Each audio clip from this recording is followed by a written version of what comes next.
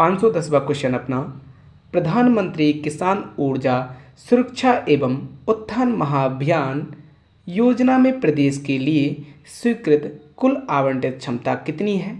तो ये है 1510 मेगावाट। याद रखिएगा, प्रधानमंत्री किसान ऊर्जा सुरक्षा एवं उत्थान महाअभियान योजना में प्रदेश के लिए स्वीकृत कुल आवंटित क्षमता है 1550 मेगावाट।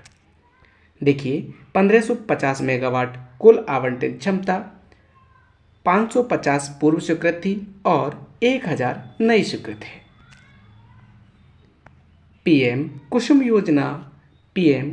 योजना अंतर्गत किसानों को सौर ऊर्जा पंप संयंत्र लगाने के लिए राज्य सरकार द्वारा कितना अनुदान प्रदान किया जाता है? तो ये किया जाता है 60%। याद रखना, इम्पॉर्टेंट है। कुसुम योजना अंतर्गत किसानों को सौर ऊर्जा पंप संयंत्र लगाने के लिए राज्य सरकार द्वारा 60% अनुदान दिया जाता है। प्रदेश के स्कूली छात्रों के शैक्षणिक रिकॉर्ड और गतिविधि के लिए शिक्षा विभाग द्वारा शुरू किया गया नवाचार है। तो क्या है? Permanent education number. नेक्स्ट आते हैं, राजस्थान पुलिस के ऑपरेशन उल्लास का संबंध किससे है? तो ये है गुमशुदा लोगों की तलाश से। राजस्थान पुलिस के ऑपरेशन उल्लास का संबंध है गुमशुदा लोगों की तलाश करना। भरतपुर संभाग में ऑपरेशन एंटीवायरस साइबर अपराधियों की धरपकड़ के लिए पुलिस द्वारा चलाया गया, जबकि ऑपरेशन उल्लास के द्वारा गुमशुदा व्यक्तियों को ढूंढकर परिजनों तक पहुंचाना है। याद रखना, भरतपुर संभाग में कौन सा चलाया? ऑपरेशन एंटीवायरस, जिसमें क्या है कि अपराधियों की धरपकड़ के लिए पुलिस द्वारा चलाया गया था। ये प्रधानमंत्री मातृ वंदना योजना अंतर्गत दिव्यांग गर्भवतियों को प्रदान की जाने वाली सहायता राशि है कितनी है? 10,000 रुपये। याद रखना, प्रधानमंत्री मातृ वंदना योजना अंतर्गत दिव्यांग गर्भवतियों को प्रदान की जाने वाली राशि 10,000 रुपये है। इस योजना में सामान्य गर्भवती महिला को 6500 रुपये की सहायता राशि दी जाती है। प्रदेश के किन 2 नगर परिषदों को नगर निगमों में क्रमोन्नत किया गया है? तो प्रदेश के किन 2 नगर परिषदों को नगर निगमों में क्रमोन्नत किया गया है? इम्पोर्टेंट है। कौन कौन से? भीलवाड़ा और पाली को नगर परिषद से अब नगर निगम बना दिया गया है। भीलवाड़ा और पाली को अब ये 2 और बन गए नगर निगम। नेक्स्ट क्वेश्चन, मुख्यमंत्री आयुष्मान जीवन रक्षक योजना के बारे में सत्य कथन बताने हैं। मुख्यमंत्री आयुष्मान जीवन रक्षक योजना के बारे में सत्य कथन बताने हैं। तो याद रखिएगा, इसके लिए मुख्यमंत्री आयुष्मान जीवन रक्षक योजना की शुरुआत 22 अगस्त 2024 को हुई। इस योजना का पूर्व नाम मुख्यमंत्री चिरंजीवी जीवन रक्षक योजना था। पूर्व में क्या नाम था? मुख्यमंत्री चिरंजीवी जीवन रक्षक योजना था। इस योजना के अंतर्गत मददगार को 10,000 की प्रोत्साहन राशि व प्रशस्ति पत्र दिया जाता है। इसमें उपरोक्त सभी होगा आंसर। भारतीय प्रबंधन संस्थान IIM उदयपुर ने राज्य सरकार के सहयोग से बिहेवियर एक्सपेरिमेंटल लैब की स्थापना कहाँ की है? तो ये उदयपुर राज्य सरकार ने की है। उदयपुर जिले में राज्य सरकार ने उदयपुर जिले में ये बिहेवियर एक्सपेरिमेंट लैब की स्थापना की है। तो ये की है जयपुर में। याद रखिएगा, भारतीय प्रबंधन संस्थान उदयपुर ने राज्य सरकार के सहयोग से बिहेवियर एक्सपेरिमेंट लैब की स्थापना जयपुर में की है। अगस्त 2024 में साहित्यिक अकादमी अनुवाद पुरस्कार 2023 किसे प्रदान किया गया? इम्पोर्टेंट है, साहित्य अकादमी अनुवाद पुरस्कार ये दिया गया था भंवरलाल भ्रमर को। राज्य का दूसरा खड़मोर ब्रीडिंग सेंटर कहाँ बनाया जा रहा है? तो दूसरा बनाया जा रहा है सौरसेन बारा में। राज्य का पहला ब्रीडिंग सेंटर कहाँ पे है? तो ये है अजमेर में। तो दूसरा बनने जा रहा है सौरसेन बारा में, पहला अजमेर में है। 2 जुलाई 2024 को नागरिक विमानन नीति 2024 को मंजूरी दी गई, इसमें से कौन सा सत्य है? तो देखिए, जो सत्य है वो हमें पहले देखना होगा, तो सभी सत्य है इसमें। 2 जुलाई 2024 को नागरिक विमानन नीति 2024 को मंजूरी दी गई। इसमें यह बताया गया कि यह नीति विमानन प्रशिक्षण सुविधाओं, विमानन रखरखाव और विमान रखरखाव सेवाओं को बढ़ाने और एरोस्पेस गतिविधियों को विकसित करने पर केंद्रित है। इसका उद्देश्य प्रदेश में क्षेत्रीय हवाई संपर्क में सुधार और पर्यटन को बढ़ाना है। आप समझ गए होंगे नागरिक विमानन नीति को। और इस नीति के अंतर्गत किशनगढ़, भीलवाड़ा, झालावाड़ और इनमें क्या खोले जाएंगे? फ्लाइंग स्कूल खोले जाएंगे। किशनगढ़, भीलवाड़ा और झालावाड़ में फ्लाइंग स्कूल खोले जाएंगे। इस नीति के तहत कोटा में ग्रीनफील्ड एयरपोर्ट तथा जयपुर में एयरो सिटी बनाई जाएगी। राजस्थान वानिकी व जैव विविधता परियोजना 2 में किसके वित्तीय सहयोग से संचालित की जा रही है? तो राजस्थान वानिकी व जैव विविधता परियोजना 2 ये किसके सहयोग से? तो ये की जा रही है विश्व बैंक के सहयोग से। 18वीं लोकसभा चुनाव 2024 में राजस्थान में हुए मतदान के बारे में सत्य कथन है। तो देखिए, पहले चरण में 58.28% मतदान हुआ था।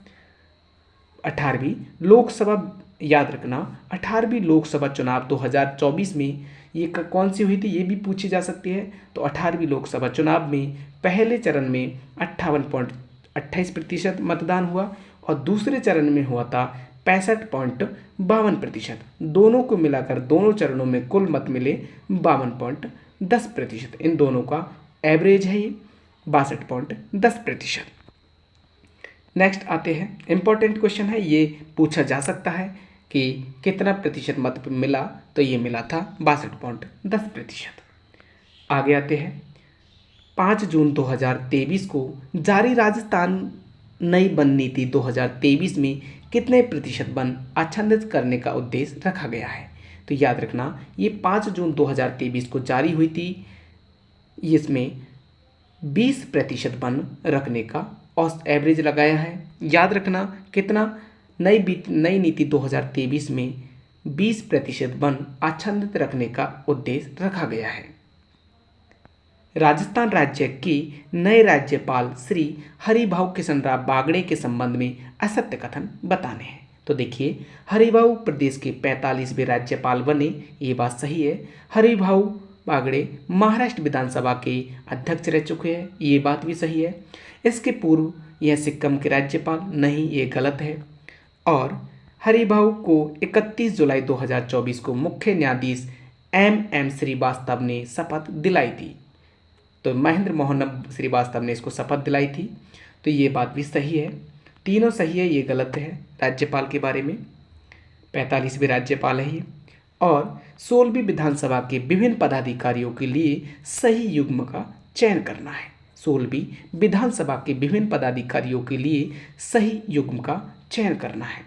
तो यहाँ पे पदाधिकारी है और इनका चयन करना है। तो दोस्तों थोड़ा सा छोटा कर देता हूँ ताकि ऑप्शन भी दिखे। देखिए, नेता प्रतिपक्ष के नेता कौन है? टीकाराम जूली। और उपनेता प्रतिपक्ष के नेता है रामकेश मीणा। मुख्य सचेतक कौन है? तो ये है जोगेश्वर गर्ग।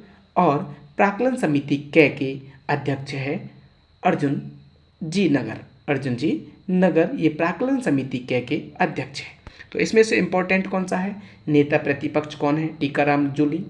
उपनेता प्रतिपक्ष रामकेश मीणा। मुख्य सचेतक है जोगेश्वर गर्ग। आगे आते हैं, प्रदेश का 6वां टाइगर प्रोजेक्ट बनने जा रहा है, तो ये कहाँ बनेगा? कुंभलगढ़ राजसमंद में। नेक्स्ट, राजस्थान के सरकारी विद्यालयों में सितंबर 2024 से शुरू किया गया प्रखर कार्यक्रम का मूल उद्देश्य क्या है? तो ये है छात्रों के पठन कौशल और पढ़ने की अभिरुचि को विकास। विद्यालयों में कक्षा 1 से 8 के लिए प्रखर कार्यक्रम हेतु निर्धारित कालांश है, तो कौन सा है? 7वां कालांश है। जो प्रखर के तहत है वो कालांश कौन सा है? 7वां कालांश है। धौलपुर करौली टाइगर रिजर्व प्रदेश का 5वां और देश का कौन सा? तो देश का 55वां टाइगर रिजर्व बना है। नेक्स्ट आते हैं जुलाई 2024 में प्रदेश का 5वां मुख्य सूचना आयुक्त किसे नियुक्त किया गया? तो ये किया गया था ML लाठर को। ML लाठर को मुख्य सूचना आयुक्त बनाया गया है। याद रखना, ये इंपॉर्टेंट क्वेश्चन है। आगे आते हैं प्रदेश का दूसरा आयुर्वेद और प्राकृतिक चिकित्सा विश्वविद्यालय कहाँ स्थापित होगा? प्रदेश का दूसरा आयुर्वेद एवं प्राकृतिक चिकित्सा विश्वविद्यालय ये होगा अजमेर में।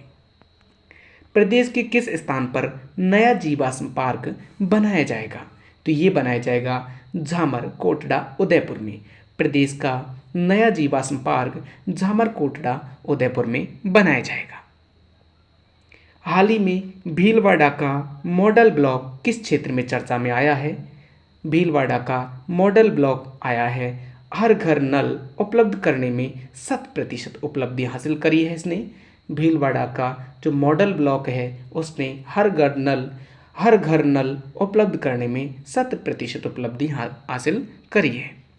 प्रदेश की पहली चीता सफारी किस अभ्यारण्य में शुरू की जा रही है? तो ये की जा रही है गांधी सागर अभ्यारण्य रावतभाटा में। प्रदेश की पहली चीता सफारी अभ्यारण्य शुरू की जा रही है गांधी सागर अभ्यारण्य रावतभाटा चित्तौड़गढ़ में। प्रदेश के किस स्थान पर ग्रीनफील्ड एयरपोर्ट के लिए MOU संपन्न हुआ है? तो ये हुआ है शंभूपुरा कोटा में। याद रखिएगा, प्रदेश के किस स्थान पर ग्रीनफील्ड एयरपोर्ट के लिए MOU संपन्न हुआ? तो ये हुआ था शंभूपुरा कोटा में। आपको इतना बता देता हूँ कि MOU का फुल फॉर्म क्या होता है? तो इसका होता है memorandum of understanding. Memorandum of understanding. Next आते हैं, नेक्स्ट क्वेश्चन है 536वां। मुख्यमंत्री जल स्वावलंबन अभियान 2.0 के तहत प्रदेश की कितनी पंचायत समितियों में जल संग्रहण व संरक्षण के कार्य करवाए जाएंगे? तो ये करवाए जाएंगे 349 पंचायत समितियों में। मुख्यमंत्री रसोई गैस सिलेंडर सब्सिडी योजना में लाभार्थी की श्रेणी क्या है?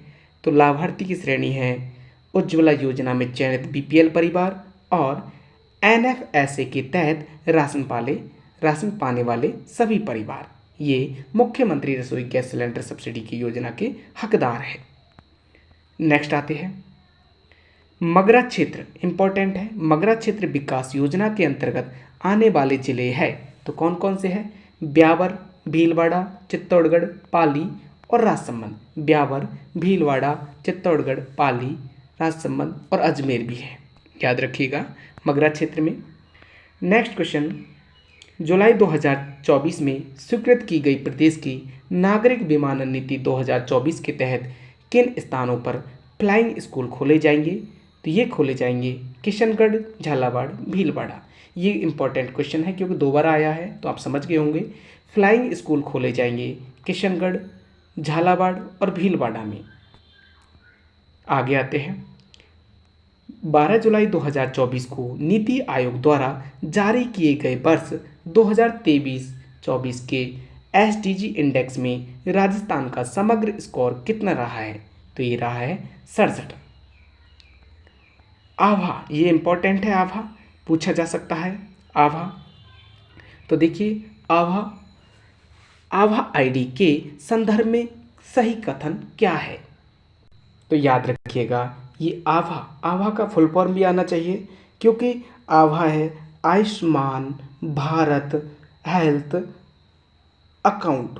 ये एक का मतलब क्या है? अकाउंट। तो ये अपना आयुष्मान भारत हेल्थ अकाउंट इसका फुल फॉर्म है। तो आभा ID के संदर्भ में सही कथन क्या है? तो यह चिकित्सा विभाग की ओर से जुलाई अगस्त माह में चलाया गया अभियान है। इसका पूरा नाम क्या है? Ayushman Bharat health account. ये सही है, तो ये पूछा जा सकता है। और आभा के द्वारा मरीज की मेडिकल हिस्ट्री ऑनलाइन मिल सकेगी और यह 14 अंकों की डिजिटल आईडी है, ये भी इम्पोर्टेंट है। तो पूरा ही क्वेश्चन इम्पोर्टेंट है। आगे आते हैं, अभियान और उससे संबंधित स्थान के लिए सही कूट का चयन करना है। तो देखिए, सही कूट का चयन करना है तो करिए। पहल अभियान अपना कहाँ चला? तो पहल अभियान चला अपना सलूम्बर में, और नशा मुक्ति मानस अभियान ये अपना हनुमानगढ़ में चला था, और कुल्हाड़ी बंद अभियान ये अपना चला कहाँ पे? रणथंभौर में, क्योंकि वहाँ पे जंगल है तो कुल्हाड़ी बंद अभियान चलेगा वहाँ तो। और सशक्त अभियान अपना कहाँ पे चला था? बारां में। इम्पोर्टेंट है, पहल अभियान सलूम्बर में, नशा मुक्ति मानस अभियान हनुमानगढ़ में, कुल्हाड़ी बंद अभियान ये चला रणथंभौर में, और सशक्त अभियान ये चला बारां में। तो इसमें से इम्पोर्टेंट है कुल्हाड़ी बंद अभियान, क्योंकि आप जानते हो ये पूछा जा सकता है। 27 जून 2014 को राज्यपाल श्री कलराज मिश्र ने राज्य मानवाधिकार आयोग का अध्यक्ष किसे नियुक्त किया? ये क्वेश्चन आ सकता है। गंगाराम मूलचंदानी को, सबको याद होगा। मानवाधिकार आयोग के अध्यक्ष कौन है? गंगाराम मूलचंदानी। 19 जून 2024 को राज्य निर्वाचन आयोग में मुख्य निर्वाचन अधिकारी के पद पर नियुक्त किया गया। किसको? नवीन महाजन को। याद रखना, राज्य निर्वाचन आयोग ने मुख्य निर्वाचन अधिकारी के पद पर नियुक्त किया है नवीन महाजन को। ये भी इम्पोर्टेंट है। मुख्य निर्वाचन अधिकारी कौन है राजस्थान के? तो ये है नवीन महाजन। जल जीवन मिशन, ये भी इम्पोर्टेंट है। जल जीवन मिशन में केंद्र राज्य की वित्तीय सहभागिता कितनी है? तो ये है 50-50%। याद रखना, ये व्याख्या को देखिए। बोले तो जल जीवन मिशन में वित्तीय सहभागिता केंद्र की कितनी है? 45%, और राज्य की है 45%। शेष 10% जन सहभागिता से प्राप्त होगी। तो याद रखना, ऐसे पूछा जाए तो 50-50% बोले तो 45% का 50-50% ही होता है, बराबर बराबर बोले तो, और 10% अपना जन सहभागिता से प्राप्त होगी। नेक्स्ट क्वेश्चन, एसएमएस अस्पताल जयपुर में बनाए जा रहे सबसे ऊंचे आईपीडी टावर का नाम क्या है? तो इसका नाम है आयुष्मान टावर। भूगर्भ जल संरक्षण रिपोर्ट 2023 के अनुसार प्रदेश में कितने ब्लॉक डार्क जोन में पाए गए? तो ये पाए गए 203 जोन ब्लॉक डार्क जोन में पाए गए। इसरो द्वारा किए गए एक अध्ययन जिसकी रिपोर्ट जून 2024 में जारी की गई, प्रदेश में मैथन हॉटस्पॉट में शामिल स्थल है। तो वह है अपना जैसलमेर व बाड़मेर, चिड़ावा व तारानगर। ये मैथन हॉटस्पॉट में शामिल किए हैं। मैथन हॉटस्पॉट में शामिल है जैसलमेर व बाड़मेर, चिड़ावा व तारानगर। साहित्य अकादमी नई दिल्ली द्वारा 2024 का राजस्थानी भाषा, इंपॉर्टेंट है, राजस्थानी भाषा का बाल साहित्य पुरस्कार, बाल साहित्य सम्मान किसे दिया गया? तो ये दिया गया था प्रहलाद सिंह झोरडा को। प्रहलाद सिंह झोरडा को बाल साहित्य सम्मान दिया गया राजस्थानी भाषा का 2024 का। साहित्य अकादमी नई दिल्ली का वर्ष 2024 का राजस्थानी भाषा का युवा साहित्य सम्मान किसे प्रदान किया गया? तो ये दिया गया था सोनाली सुतार को। साहित्य अकादमी नई दिल्ली का वर्ष 2024 का राजस्थानी भाषा का युवा साहित्यकार सम्मान सोनाली सुतार को दिया गया। आगे आते हैं, सोनाली सुतार को किस काव्य कृति को वर्ष 2024 का साहित्य अकादमी पुरस्कार, साहित्य अकादमी युवा पुरस्कार प्रदान किया गया? तो ये दिया गया था सुध सौंधु जग आंगणे। सुध सौंधु जग आंगणे के लिए सोनाली सुतार को ये साहित्य अकादमी युवा पुरस्कार दिया गया। प्रहलाद सिंह झोरडा के किस बाल साहित्य को वर्ष 2024 का साहित्य अकादमी बाल साहित्यकार सम्मान प्रदान किया जाएगा? तो ये किया जाएगा मारी ढानी। प्रहलाद सिंह झोरडा के किस बाल साहित्य को वर्ष 2024 का साहित्य अकादमी बाल साहित्यकार सम्मान प्रदान किया जाएगा? तो ये किया गया था मारी ढानी के लिए। राजस्थान सस्टेनेबल डेवलपमेंट गोल बोले तो एसडीजी इंडेक्स में कौन सा जिला शीर्ष रहा है? तो ये रहा है 2024 के अकॉर्डिंग झुंझुनू फर्स्ट पे, नागौर सेकंड पे और सीकर थर्ड पे रहा। एसडीजी इंडेक्स में झुंझुनू टॉप पे रहा। Rajasthan sustainable development goal index 2024 में प्रदेश का कुल एसडीजी स्कोर रहा तो कितना रहा? 59.11। नेक्स्ट क्वेश्चन 555वां, राज्य ओलंपिक संघ के अध्यक्ष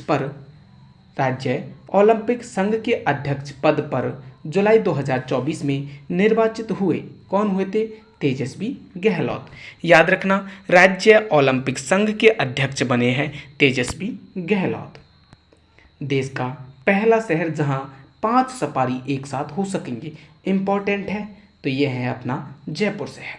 याद रखिएगा, जयपुर शहर स्थित नाहरगढ़ जैविक उद्यान में टाइगर लॉयन सफारी शुरू होने जा रही है। यह झालाना, आमागढ़, बीड़ पापड़ में लेपर्ड सफारी, आमेर में हाथी सफारी पहले से ही संचालित है। तो यहाँ पे देखिए पांच सफारी एक साथ देखने को मिलेगी जयपुर में। वर्ष 2025-26 के लिए विधानसभा की जनलेखा समिति का अध्यक्ष किसे बनाया गया? तो ये बनाया गया था टीकाराम जूली को। याद रखना, विधानसभा की जनलेखा समिति का अध्यक्ष टीकाराम जूली को बनाया गया। टीकाराम जूली प्रतिपक्ष नेता भी टीकाराम जूली है।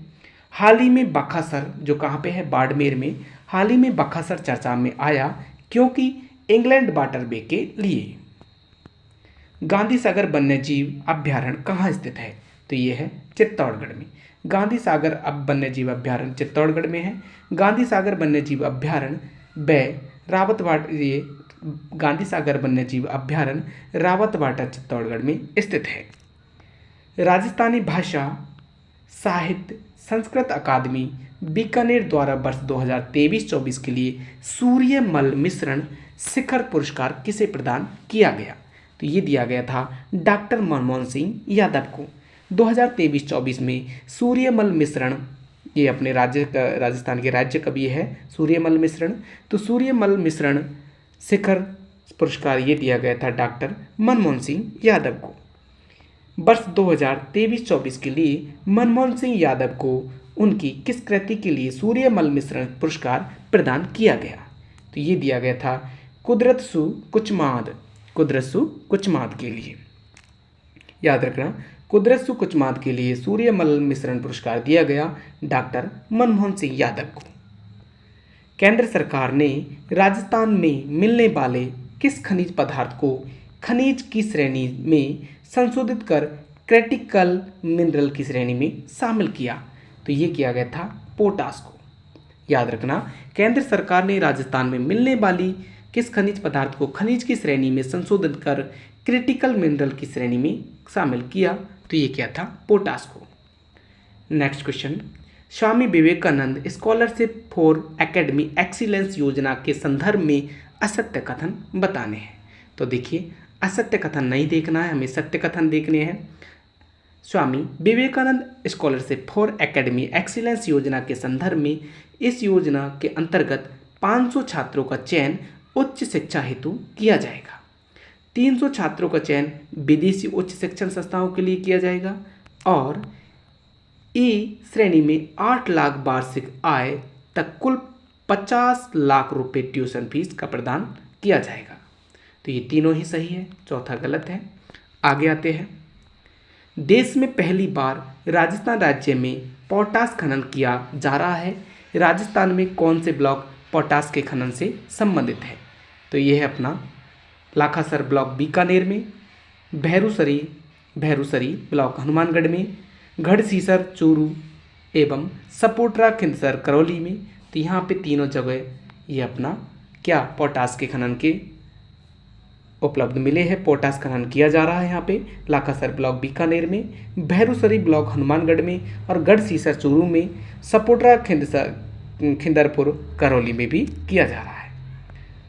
16 मार्च 2024 को राज्य किसान आयोग का अध्यक्ष किसे बनाया गया? तो राज्य किसान आयोग का अध्यक्ष बनाया गया था CR चौधरी को। विभिन्न आयोग और हाल ही में नियुक्त उनके अध्यक्षों का सही मिलान करना है। तो देखिए, यहाँ पे हमें ऑप्शन दिए हुए हैं, तो थोड़ा सा छोटा कर देता हूँ मैं आपको। देखिए, विभिन्न आयोग और हाल ही में नियुक्त उनके अध्यक्षों को मिलान करना है। तो सैनिक कल्याण समिति के अध्यक्ष हैं अपने प्रेम सिंह बाजौर। प्रेम सिंह बाजौर सैनिक कल्याण समिति के अध्यक्ष हैं। देवनारायण बोर्ड के हैं अपने ओम प्रकाश भड़ाना। यादें माटी कला बोर्ड के अध्यक्ष हैं अपने कौन, प्रहलाद टांक। विश्वकर्मा कौशल विकास बोर्ड के अध्यक्ष हैं अपने कौन, राम गोपाल सुथार। और राज्य जीव जंतु कल्याण बोर्ड के अध्यक्ष अपने जसवंत बिश्नोई। एक दो बार देख लेना, आपको याद हो जाएंगे। आगे आते हैं, राजस्थान का कौन सा खनन हाल ही में स्वर्ण खदान नीलामी में चर्चा में आया है? तो ये आया है भूकिया जगपुरा बांसवाड़ा का, क्योंकि आप जानते हो स्वर्ण कहाँ पे है राजस्थान में, भूकिया जगपुरा बांसवाड़ा में। आगे आते हैं, नेक्स्ट है अपना, इतना आपको पता होगा कि राजस्थान में पूरे भारत का 25% राजस्थान में उत्पादन होता है। बोले तो उत्पादन नहीं बोलते तो उत्खनन होता है। 25% सोने का उत्खनन राजस्थान से होता है भारत की। स्काडा सिस्टम किससे संबंधित है? तो ये है नहरी पानी के लिए मीटरिंग सिस्टम से। स्काडा सिस्टम नहरी पानी के लिए मीटरिंग सिस्टम से संबंधित है। राजस्थान क्रेटर राजस्थान के किस जिले में स्थित है? तो ये है बारां में। रामगढ़ क्रेटर, थोड़ा गलती हो जाए तो सॉरी, रामगढ़ क्रेटर राजस्थान के बारां जिले से संबंधित है। नवगठित रीति संस्थान का अध्यक्ष कौन है? तो ये है मुख्यमंत्री। नवगठित रीति संस्थान का है नीति संस्था का अध्यक्ष है अपना मुख्यमंत्री। याद रखिएगा कि रीति क्या है, RITI। तो ये है अपना Rajasthan institute for transformation and innovation, ये अपना रीति है और रीति का अध्यक्ष बनता है अपना मुख्यमंत्री। आगे आते हैं, मार्च 2024 को राजस्थान नवगठित Rajasthan institute for transformation and innovation बोले तो रीति के विषय में सही नहीं है। तो देखिए क्या सही नहीं है, क्या गलत है, तो अपन को जो सही है वो देखना है, गलत नहीं देखना। रीति के कार्य विभिन्न क्षेत्रों में राज्य के विकास के लिए नीति तैयार करना होता है और राज्य में संचालित योजनाओं एवं कार्यक्रमों की समीक्षा कर सुझाव देना होता है। और रीति आयोग का CEO आयोजना विभाग का प्रशासनिक सचिव होता है। तो तीनों ही ऑप्शन सही है, चौथा गलत है, छोड़िए। आगे आते हैं, PM श्री योजना के दूसरे चरण में प्रदेश के कितने विद्यालय का चयन किया गया है? तो ये किया गया है 237 विद्यालय का। PM श्री योजना के दूसरे चरण में प्रदेश के 237 विद्यालयों का चयन किया गया है। देखिए, प्रदेश में PM की योजना के पहले चरण में 402 विद्यालयों को चयन किया गया था। इस प्रकार अब तक 639 विद्यालय इस योजना अंतर्गत केंद्र सरकार प्रति विद्यालय 1 से 2 करोड़ रुपए व्यय स्मार्ट विद्यालय में रूपांतरित कर रही है। बोले तो 1 से 2 करोड़ रुपए व्यय स्मार्ट विद्यालयों में कर रही है। श्री कृष्ण भोग योजना किस एक से संबंधित है? श्री कृष्ण भोग योजना किस एक से संबंधित है?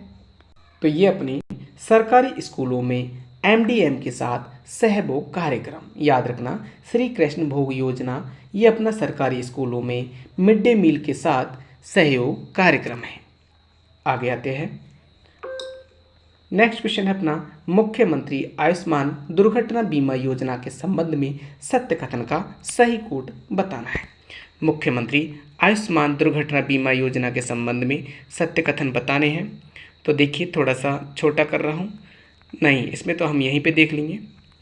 तो आइए, मुख्यमंत्री आयुष्मान दुर्घटना बीमा योजना की शुरुआत 7 मार्च 2024 में हुई थी। याद रखना डेट, 7 मार्च 2024 को मुख्यमंत्री आयुष्मान दुर्घटना बीमा योजना की ये शुरुआत हुई थी और योजना में कृषि कार्य हादसे व बिजली हादसे पहली बार शामिल किए गए थे। देखिए, मुख्यमंत्री आयुष्मान योजना तो अपनी 1 मार्च 2023 को हुई थी, जबकि मुख्यमंत्री आयुष्मान दुर्घटना बीमा अपनी 7 मार्च 2024 को हुई थी। योजना में कृषि हादसे, कृषि कार्य हादसे व बिजली हादसे पहली बार शामिल किए गए। जन आधारित कार्ड योजना में शामिल सभी पारिवारिक सदस्य योजना में शामिल है। तो ये तीनों ही सही है। देखिए ये गलत है क्योंकि आप जानते हो 3 लाख रुपए इस बीमा में कितना है आप जानते हो, 10 लाख तक है, 2.5 लाख से 1.5 लाख से 10 लाख तक है। आगे आते हैं, देख लीजिए यहाँ पे मुख्यमंत्री आयुष्मान दुर्घटना बीमा योजना, इसकी शुरुआत हुई थी 7 मार्च 2024 को और बीमित सदस्य इसके जन आधार कार्ड में शामिल परिवार के सभी सदस्य होते हैं।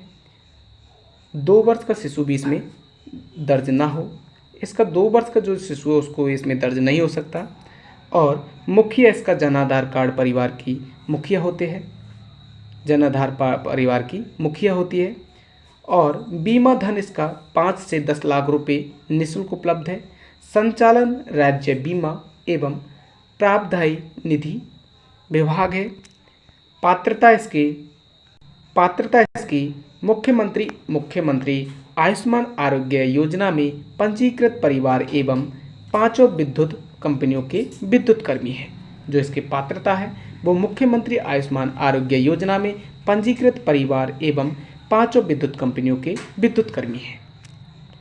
बीमित परिवार एक सदस्य को मृत्यु होने पर 5 लाख रुपए दिया जाता है और एक से अधिक सदस्य की मृत्यु होने पर 10 लाख रुपए दिया जाता है और दुर्घटना में पूर्ण या अपूर्ण अपंगता होने पर 3 लाख रुपए दिया जाता है और दुर्घटना में अंग निष्क्रिय होने पर 1.5 लाख रुपए दिया जाता है। तो आपको बताया था 1.5 लाख रुपए से 10 लाख तक। दावा वेब पेज पोर्टल ये इस पे है और दावा अवधि अपनी 60 दिवस के भीतर है। मुख्यमंत्री आयुष्मान दुर्घटना बीमा योजना के लिए पात्रता लाभान्वित समूह है। तो देखिए मुख्यमंत्री आयुष्मान आरोग्य योजना के पंजीकृत परिवार, 5 विद्युत कंपनियों के कार्मिक और जनाधार परिवार में पंजीकृत सदस्य, इसके सभी ऑप्शन सही होंगे। ये इसमें इसके लाभान्वित समूह है। राज्य में स्वीकृत इंपॉर्टेंट है, राज्य में स्वीकृत किए गए नेशन ई विधान एप्लीकेशन के लिए केंद्र और राज्य का वित्तीय अंशदान कितना है? तो ये है 60% केंद्र का और 40% राज्य का है। याद रखना नेशन ई विधान एप्लीकेशन में केंद्र करेगी 60% योगदान और राज्य करेगी अपनी 40% योगदान। आगे क्वेश्चन आते हैं। नेक्स्ट क्वेश्चन अपना नमो ड्रोन दीदी योजना के विषय में सत्य कथन है। तो कौन सा है? देखिए नमो ड्रोन दीदी योजना के अंतर्गत सत्य कथन बताने हैं। इसके अंतर्गत महिलाओं को ड्रोन प्रशिक्षण दिया जाएगा, बिल्कुल दिया जाएगा। यह लखपति दीदी योजना के लिए एक सार्थक कदम सिद्ध होगी। नमो ड्रोन दीदी योजना बिल्कुल सही है, तो दोनों ही सही है इसका।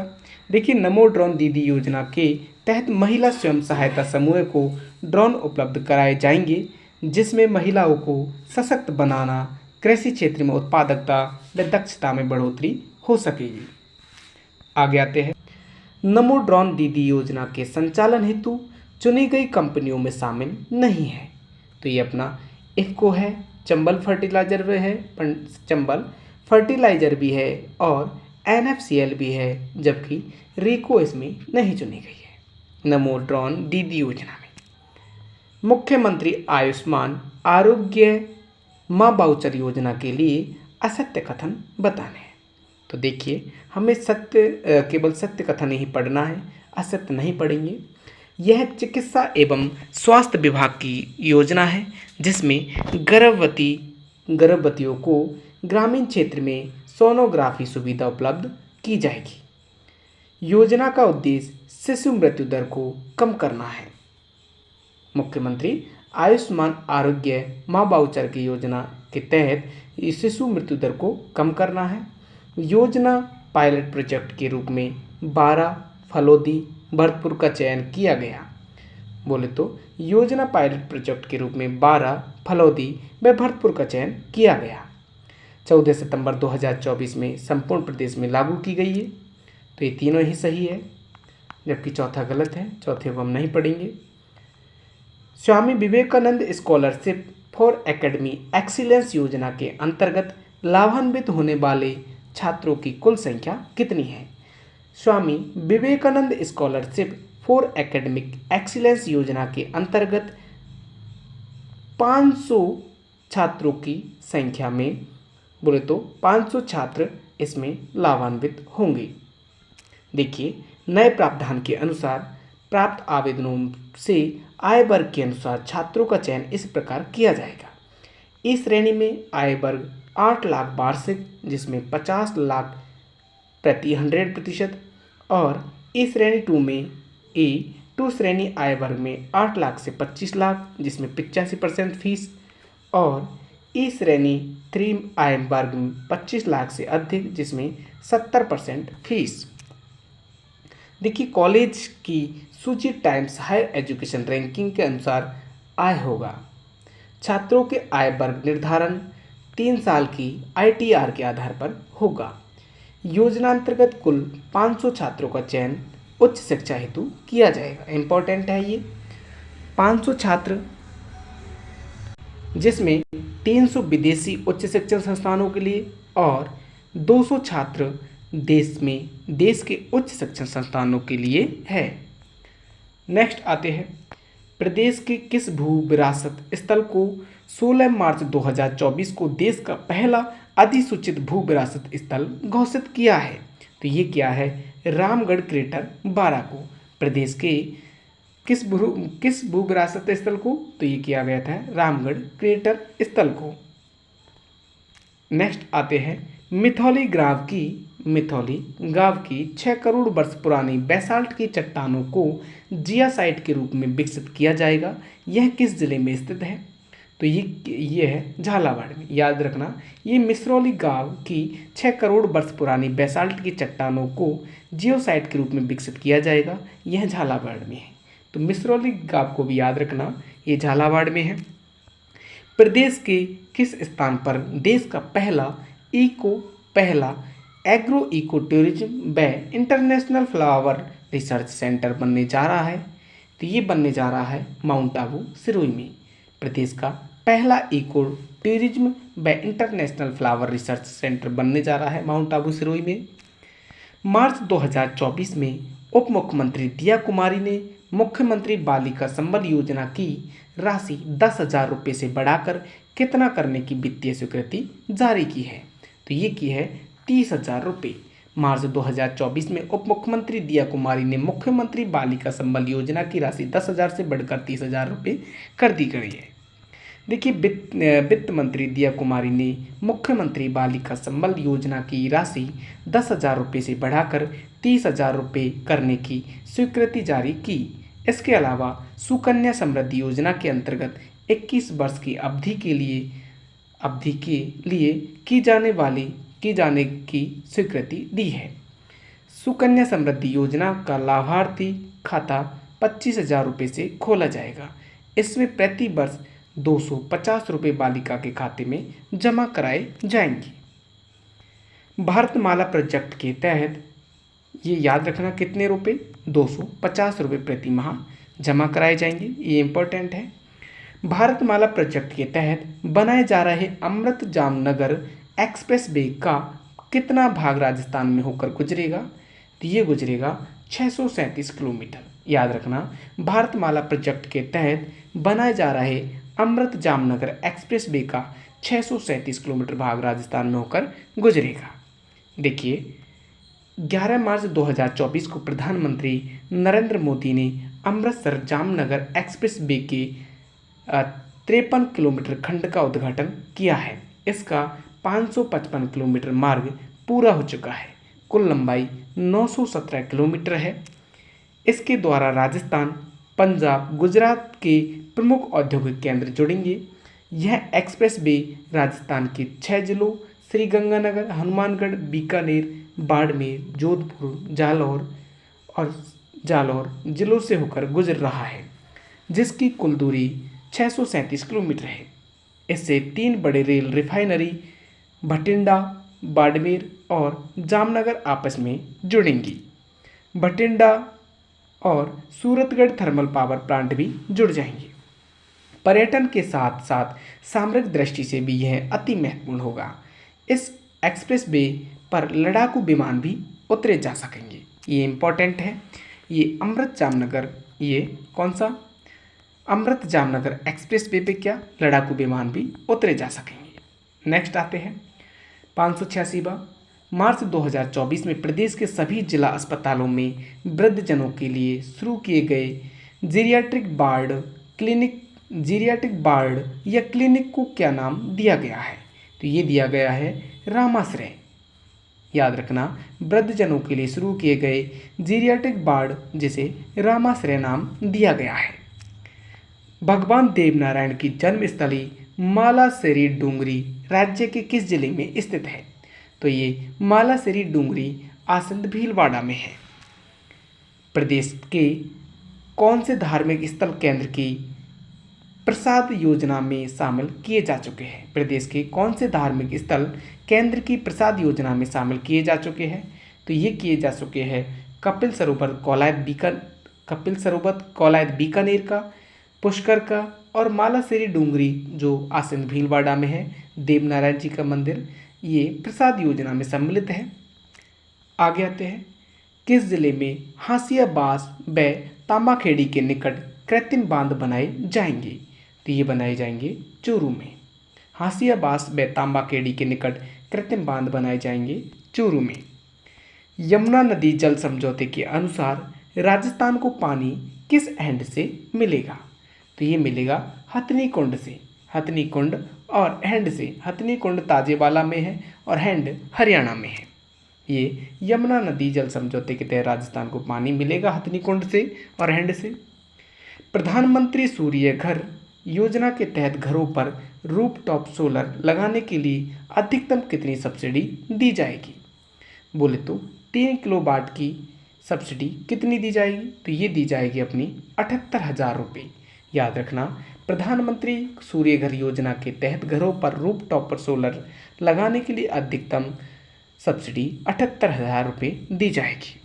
देखिए, सूर्य घर योजना एक नज़र में प्रति घर मुफ्त बिजली सीमा 300 यूनिट, अधिकतम सब्सिडी 78,000 रुपये, 1 किलोवाट पर 30,000 रुपये और 2 किलोवाट पर 60,000 रुपये और 3 किलोवाट पर 80,000 रुपये दी जाएगी। याद रखना, 1 किलोवाट पर 30,000 रुपये, 2 किलोवाट पर 60,000 रुपये और 3 किलोवाट पर 80,000 रुपये दी जाएंगे। प्रदेश में पीएम सूर्योदय योजना से 5 लाख से अधिक घरों पर रूफटॉप सोलर प्लांट लगाए जाएंगे ताकि घरेलू उपभोक्ताओं को 300 यूनिट तक बिजली फ्री मिल सके। ये इम्पोर्टेंट है। जैसलमेर जिले में किन 2 स्थानों पर गोडावन ब्रीडिंग सेंटर स्थापित है? तो यह अपना समगाम और रामदेवरा में। समगाम और रामदेवरा में गोडावन ब्रीडिंग सेंटर खोले गए हैं।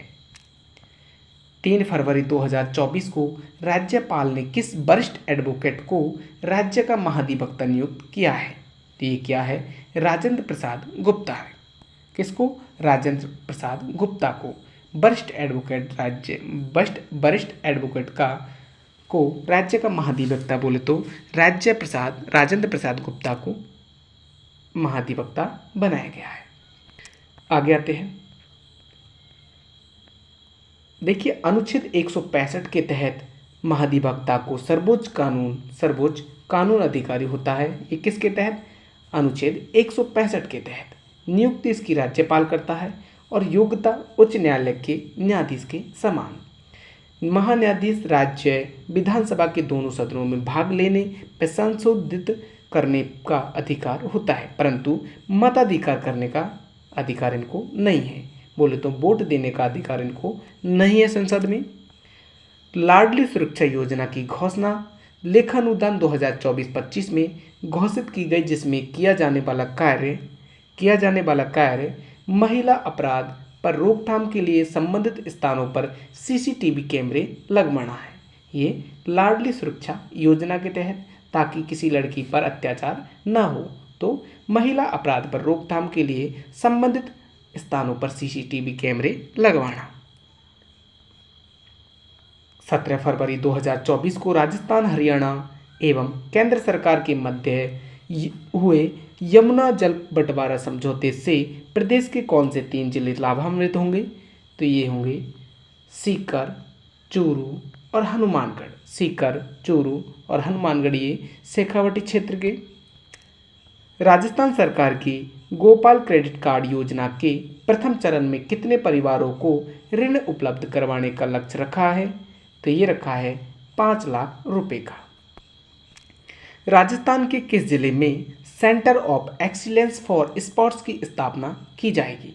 राजस्थान के किस जिले में centre of excellence for sports की स्थापना की जाएगी? तो ये की जाएगी जयपुर में। राजस्थान सरकार द्वारा लाडो प्रोत्साहन योजना के तहत बालिका के जन्म पर कितनी धनराशि सेविंग बॉन्ड के रूप में प्रदान की जाएगी? तो ये की जाएगी 1.5 लाख रुपए। याद रखना, राजस्थान सरकार द्वारा लाडो प्रोत्साहन योजना के तहत बालिका के जन्म पर कितनी धनराशि सेविंग बॉन्ड के रूप में प्रदान की जाएगी? तो ये की जाएगी 1.5 लाख रुपए। प्रधानमंत्री मातृ वंदना योजना के तहत राज्य में प्रथम बच्चे के प्रसव पर सामान्य गर्भवतियों की देय लाभ की राशि बढ़ाकर कितनी कर दी गई है? तो ये कर दी गई है 6500, बोले तो 6,500 रुपये। प्रधानमंत्री मातृ वंदना योजना के तहत राज्य में प्रथम बच्चे के प्रसव पर सामान्य गर्भवती महिलाओं को 6500 रुपये और विकलांग महिलाओं को 10,000 रुपये देने का प्रावधान है। श्री अन्नपूर्णा रसोई योजना में थाली का वजन कितना है? तो सब जानते होंगे इसको, तो 600 ग्राम है। श्री अन्नपूर्णा रसोई योजना में राज्य सरकार का प्रति थाली अनुदान कितना है? तो ये है 22 रुपये और 8 रुपये व्यक्ति पे से लिए जाते हैं, तो ये कितना हो जाता है 30 रुपये थाली। आगे आते हैं, मुख्यमंत्री गैस सिलेंडर सब्सिडी योजना में शामिल लाभार्थी समूह है। तो ये है उज्ज्वला एवं बीपीएल श्रेणी की महिला और एनएफएसए परिवार। मुख्यमंत्री गैस सिलेंडर सब्सिडी योजना में ये शामिल है, उज्ज्वला और बीपीएल श्रेणी की महिला और एनएफएसए परिवार। देखिए, एनएफएसए अगस्त 2024 में खाद्य सुरक्षा योजना में राशन प्राप्त करने वाले परिवारों को भी योजना में शामिल कर लिया गया है। तो याद रखिएगा, ये एनएफएसए का फुल फॉर्म क्या होता है? तो ये होता है national food security act. National food security act, इसको भी इसमें सम्मिलित कर लिया गया है। मुख्यमंत्री गैस सिलेंडर सब्सिडी योजना अंतर्गत उज्ज्वला व बीपीएल श्रेणी के परिवारों को प्रति माह कितने रुपए में सिलेंडर उपलब्ध करवाया जा रहा है? तो ये करवाया जा रहा है 450 रुपये में। नेक्स्ट क्वेश्चन, व्यक्ति के रूप में वर्तमान मुख्यमंत्री भजन लाल शर्मा का पदक्रम कौन सा है? तो व्यक्ति के रूप में है 14वां। किस तिथि को मुख्यमंत्री के रूप में श्री भजनलाल शर्मा और 2 उप मुख्यमंत्री ने शपथ ग्रहण की? तो ये की थी 15 दिसंबर 2023 को। प्रदेश के वर्तमान उप मुख्यमंत्री के विषय में असत्य कथन पता लगाइए। तो दोस्तों देखिए, असत्य को नहीं ढूंढना है, मैं बोल रहा हूँ, सत्य को ही ढूंढना है। श्रीमती दिया कुमारी विद्याधर विधानसभा क्षेत्र से सर्वाधिक मतों से विजय हुई, ये बात सही है। कहाँ से है? विद्याधर नगर, जयपुर से। श्री प्रेमचंद बैरवा दूदू विधानसभा क्षेत्र से है, ये भी जयपुर में है। और श्रीमती दिया कुमारी व प्रेमचंद बैरवा राज्य के 6वें व 7वें उप मुख्यमंत्री बने हैं। बोले तो टोटल उप मुख्यमंत्री बने हैं 7, जिसमें ये 6वें और 7वें हैं। देखिए, चौथा गलत क्यों है? क्योंकि श्रीमती दिया कुमारी पहली महिला उप मुख्यमंत्री बनी। गलत है, क्योंकि पहली महिला उप मुख्यमंत्री कमला बेनीवाल थी। 16वीं विधानसभा में कितनी महिला विधायक जीतकर विधानसभा पहुंची? तो ये पहुंची थी 21वीं। 16वीं विधानसभा में टोटल 21 महिला जीतकर विधानसभा में पहुंची। 16वीं विधानसभा के संदर्भ में असुमिलित है, सुमिलित है, उनको तो देखती है। प्रोटेम स्पीकर कौन है? तो कालीचरण सराफ बने, कालीचरण सराफ। और विधानसभा अध्यक्ष कौन है? वासुदेव देवनानी। नेता प्रतिपक्ष कौन है? टीकाराम जूली। और नेता उप प्रतिपक्ष नेता और पूछ ली जाए तो कौन है? रामकृष्ण मीणा। और मुख्य सचेतक कौन है? जोगेंद्र गर्ग। ये गलत है, मुख्य सचेतक कौन है? जोगेंद्र गर्ग। नेक्स्ट क्वेश्चन, देश का तीसरा यूरेनियम प्लांट राज्य के किस स्थान पर स्थापित होने जा रहा है? तो ये होने जा रहा है रोयलगांव सीकर में। देश का तीसरा यूरेनियम प्लांट राज्य के किस स्थान पर स्थापित होने जा रहा है? रोयलगांव सीकर में। 16वें विधानसभा चुनाव में पिछली बार की अपेक्षा कितना प्रतिशत अधिकतम मतदान हुआ है? तो ये हुआ है 0.74% अधिक है। बोले तो 16वें विधानसभा चुनाव में पिछली बार की अपेक्षा 0.74% मतदान अधिक हुआ है। 16वें विधानसभा चुनाव के संबंध में निम्नलिखित में से कौन सा कथन सही नहीं है? तो हमें सही ढूंढना है। पुरुष ने मतदान किया 74.53, महिला ने ज़्यादा किया, देखिए 74.72%। और कुल टोटल मिलाकर कितना प्रतिशत मत मिला? तो ये मिला था 75.23% मत मिला था। ये थर्ड जेंडर ये गलत है, सम्मिलित नहीं है। आगे आते हैं, 16वें विधानसभा चुनावों में कौन से विधानसभा क्षेत्र में सर्वाधिक मतदान हुआ? तो ये हुआ था कुशलगढ़ में। निम्नलिखित में से कौन से विधानसभा क्षेत्र में न्यूनतम मतदान हुआ? तो ये हुआ था आहोर। आहोर कहाँ पड़ता है? जालौर में। यहाँ पे सबसे न्यूनतम मतदान हुआ और सबसे ज़्यादा कुशलगढ़ में। 16वें विधानसभा चुनावों में ग्रामीण मतदान में कौन सा जिला प्रथम स्थान पर रहा? तो ये रहा था बांसवाड़ा। 16वें विधानसभा चुनावों में ग्रामीण मतदान में प्रथम स्थान पर रहा बांसवाड़ा। 16वें विधानसभा चुनावों में शहरी मतदान प्रतिशत में कौन सा जिला प्रथम पे रहा? तो शहरी में रहा था हनुमानगढ़, जबकि ग्रामीण में बांसवाड़ा रहा था। पहली बार निर्वाचन आयोग द्वारा कितने वर्ष से अधिक उम्र के मतदाताओं को होम वोटिंग करवाई गई? तो ये करवाई गई थी 80 वर्ष से अधिक। विधानसभा चुनाव में नोटा को कितने प्रतिशत वोट मिले? तो ये मिले थे 0.96%। नेक्स्ट क्वेश्चन है अपना, याद रखिएगा ये, विधानसभा चुनावों में नोटा को कितने प्रतिशत मिले? 0.96%। राजस्थान साहित्य अकादमी उदयपुर द्वारा वर्ष 2023-24 का प्रतिष्ठित मीरा पुरस्कार किस साहित्यकार को प्रदान किया गया? तो ये दिया गया था रत्न कुमार सामरिया को। तो ये आपको याद हो जाएगा ऑटोमेटिक। कैसे? मीरा किससे संबंधित थी? सामरिया से। तो ये किसको दिया गया था? सामरिया को। ये तो आपको यूं ही याद हो गया। रत्न पुरस्कार सामरिया को उसकी किस कृति के लिए वर्ष 2023-24 का प्रतिष्ठित मीरा पुरस्कार दिया? तो ये दिया गया था सांप के लिए। देखिए, जो रत्न कुमार सामरिया की कृति थी, सांप के लिए मीरा पुरस्कार दिया गया। देखिए, गले में थोड़ी खराश हो चुकी है, कोई दिक्कत नहीं। वर्तमान में राजस्थान में नगर निगमों की संख्या कितनी है? तो ये है 10। तो याद रखिएगा। देखिए, ये डाटा मुझे थोड़ा गलत भी लग रहा है, तो आप एक बार सर्च करके देख लेना। मैं डाउटफुल लगता है तो मैं बता देता हूँ, क्योंकि 12 भी हो सकती है, 13 भी हो सकते हैं। क्योंकि नवीनतम नगर निगम बने हैं पाली, भीलवाड़ा। ये याद रखना, नवीनतम कौन कौन से हैं? पाली और भीलवाड़ा। आगे आते हैं, रूपाखेड़ा और तांबेसर खनिज क्षेत्रों का संबंध किस जिले से है? तो यह है बांसवाड़ा से। क्योंकि रूपाखेड़ा और तांबेसर खनिज जो मैग्नीज के हैं वो किससे संबंधित है? बांसवाड़ा से। सोजत की पाली को जीआई टैग मिला है, किस जिले में है? तो यह है पाली में। देखिए, प्रदेश के 22 उत्पादन जीआई टैग प्राप्त कर चुके हैं। नेक्स्ट क्वेश्चन है अपना, देखिए, प्रदेश के 22 उत्पाद जीआई टैग प्राप्त कर चुके हैं। मेवात क्षेत्र विकास कार्यक्रम के बारे में सत्य कथन बताने हैं। तो देखिए, इस योजना की शुरुआत 1986 से 87 में की गई। यह योजना अलवर, खैरथल, तिजारा, डीग जिले के 14 खंडों में संचालित की जा रही है। यह योजना के अंतर्गत इन जिलों के 807 गाँव सम्मिलित है। सीमा क्षेत्र के विकास कार्यक्रम बोले तो BADP के बारे में सत्य कथन बताने हैं। तो देखिए, यह 1993-94 में यह कार्यक्रम राज्य के 4 सीमावर्ती जिलों में शुरू हुआ। यह कार्यक्रम अब राज्य के 5 सीमावर्ती जिलों के 16 खंडों में संचालित किया जा रहा है। सीमा क्षेत्र विकास कार्यक्रम 7वीं पंचवर्षीय योजना के दौरान शुरू हुआ। तो ये सभी सही है।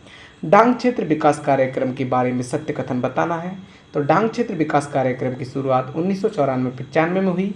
यह 100% राज्य सरकार द्वारा वित्त पोषित कार्यक्रम है। यह राज्य के 8 पूर्ववर्ती जिलों में संचालित है। मगरा क्षेत्र विकास कार्यक्रम के बारे में सत्य बताने हैं। तो मगरा क्षेत्र विकास कार्यक्रम 2005-06 में शुरू हुआ और यह राज्य के ब्यावर, भीलवाड़ा, पाली, राजसमंद, चित्तौड़गढ़ जिले में संचालित है। बोले तो 5 जिले में, और यह 100% राज्य सरकार द्वारा वित्त पोषित है। नेक्स्ट 627वां, प्रदेश के 25 लोकसभा सीटों में से कितनी महिला सांसद बनी? तो जो 25 लोकसभा सीटें जाती है राजस्थान से, उनमें से तीन लोकसभा सीटों पर महिला सांसद बनी। और ये कौन कौन है? तो एक है अपनी मंजू शर्मा, दूसरी है महिमा कुमारी, तीसरी है संजना जाटव भरतपुर से। महिमा कुमारी अपनी राजसमंद से और मंजू शर्मा है अपनी जयपुर से। राजस्थान के सांसद और उनके मंत्रिमंडल में मिले विभाग का सही मिलान करना है। तो देखिए, सही मिलान करना है तो भूपेंद्र यादव अपना वन एवं पर्यावरण मंत्री है।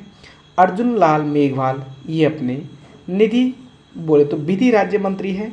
और गजेंद्र सिंह शेखावत ये अपने संस्कृति एवं पर्यटन मंत्री है।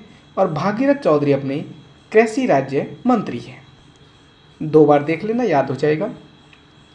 राज्य में कितने सांसद केंद्रीय मंत्रिमंडल में बनी मंत्री हैं? तो ये है 4। देखिए, ये क्वेश्चन है ना, मैं आपको ये बोलता हूँ कि आप 2 बार देख लेना। तो पूरी स्लाइड नहीं देखनी है। बोले तो कुछ जो क्वेश्चन को बोल रहा हूँ उसी को 2 बार देख लेना। आगे आते हैं। प्रधानमंत्री मोदी का तीसरा कार्यकाल 9 जून 2024 को शुरू हुआ। ये पदक्रम में देश के 20वें प्रधानमंत्री बने। तो याद रखिएगा कौन सा है, 20वां। याद रखना, प्रधानमंत्री मोदी का तीसरा कार्यकाल 9 जून 2024 को शुरू हुआ। वे पदक्रम में 20वें प्रधानमंत्री है। प्रधानमंत्री नरेंद्र मोदी व्यक्ति के रूप में 15वें प्रधानमंत्री है। प्रदेश के 25 लोकसभा सीटों में से आरक्षित सीटें किस प्रकार हैं? तो ये है SC 4 और ST 3। SC की कितनी है? 4 और ST की 3 है। याद रखना, 25 लोकसभा सीटों में SC की 4 है, ST की 3 है। तो टोटल मिलाकर 7 सीटें आरक्षित हैं। लोकसभा चुनाव 2024 में प्रदेश में मतदान का कुल प्रतिशत कितना रहा है? तो ये है 62.10%। इम्पॉर्टेंट है। आगे दोस्तों देखिए, ये कंप्लीट हो चुका है, राजस्थान स्पॉट से है। यदि आपको ये वीडियो ये भी आपको चाहिए तो आपको मिल जाएगी। आपको कमेंट बॉक्स में कमेंट करना है। ठीक है दोस्तों, मिलते हैं अगली वीडियो में।